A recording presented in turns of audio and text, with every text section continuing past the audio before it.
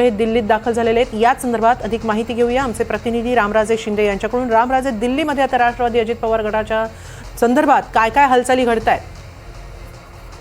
बिलकुल, एकीकडे माणिकराव कोकाटे यांच्या विरुद्ध वॉरंट जाहीर झाले, तर दुसरीकडे धनंजय मुंडे हे दिल्लीत दाखल झाले होते आणि ते आता परत निघाल्याची सुद्धा माहिती कळते। संसदेमध्ये ते दाखल झाले होते। काही महत्वाच्या नेत्यांच्या त्यांनी चर्चा झालेली आहे, बैठका झालेल्या आहेत, परंतु या बैठकामधला तपशील जो आहे तो अद्यापही बाहेर आलेला नाहीये। हा तपशील गुलदस्त्यात आहे, परंतु ही बैठक जी होती, ही भेट जी होती, कुठेतरी मंत्रिमंडळामध्ये परत येण्यासाठी घर वापसीची संदर्भामध्ये ही बैठक होती का, या संदर्भामध्ये आता राजकीय वर्तुळामध्ये चर्चा सुरू झालेल्या आहेत।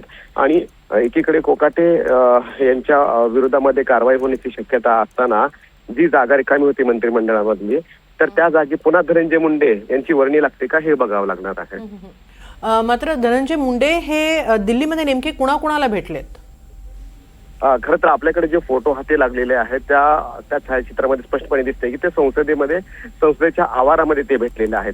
संसदेमध्ये नेमके कोणाला भेटले याची सुनील तटकरे यांनी आता स्पष्ट केलेलं आहे की त्यांची भेट झालेली नाहीये, म्हणजे की पक्षाचे त्यांचे जे प्रदेशाध्यक्ष त्यांची भेट झालेली नाहीये, मात्र ते इतर नेत्यांशी भेटण्याची शक्यता आहे। त्यामध्ये भाजपचे महत्वाचे नेते असण्याची शक्यता आहे, ज्येष्ठ नेते असतील अशी सूत्रांची माहिती आहे, परंतु हे नेते कोण आहेत हे अद्याप कळेल नाही।